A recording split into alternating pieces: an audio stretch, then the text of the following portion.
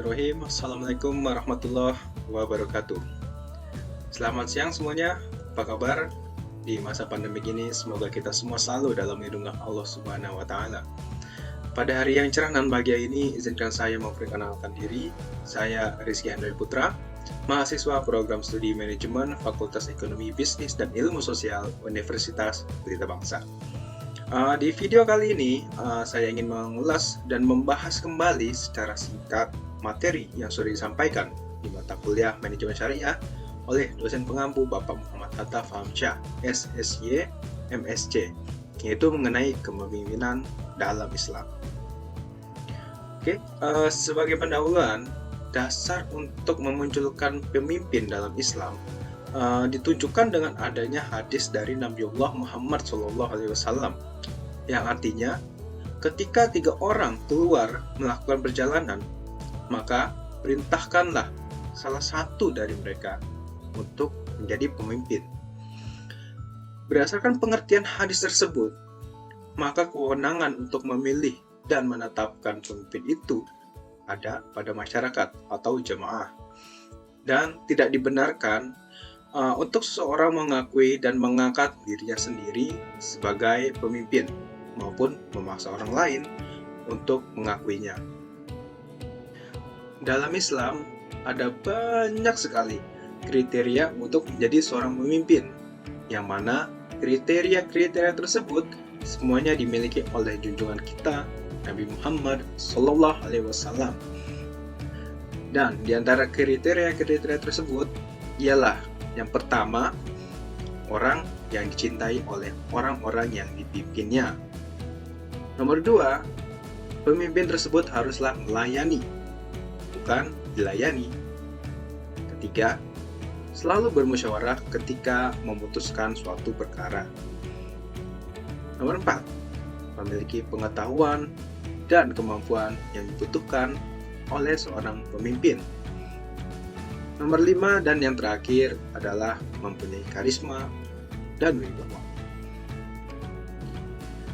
Gaya atau model kepemimpinan. Dalam melaksanakan tugas kepemimpinan, seorang pemimpin akan memilih cara yang paling sesuai dengan situasi dan kondisi subjek dan objek yang dipimpinnya.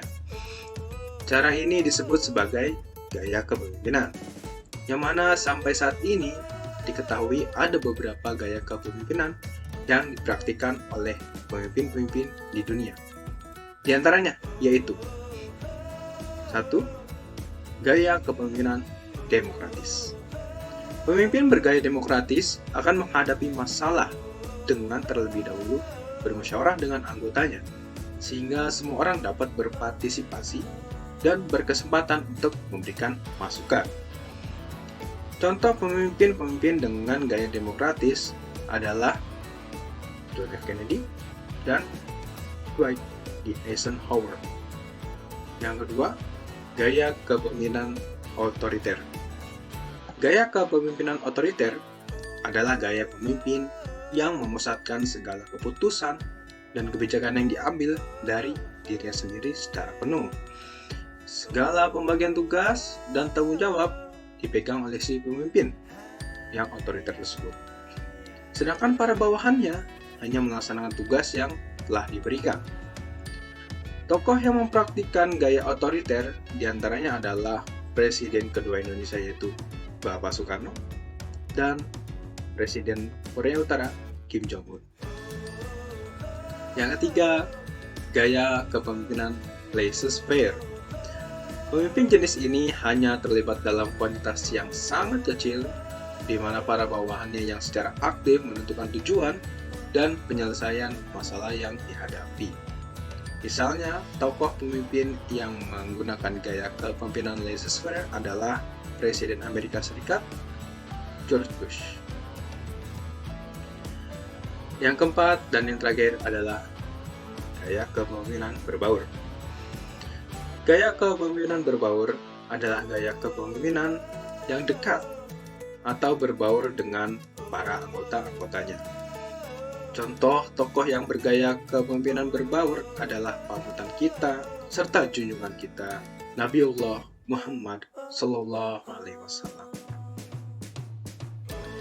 Baik, itulah sedikit ulasan terkait materi kepemimpinan pada kali ini.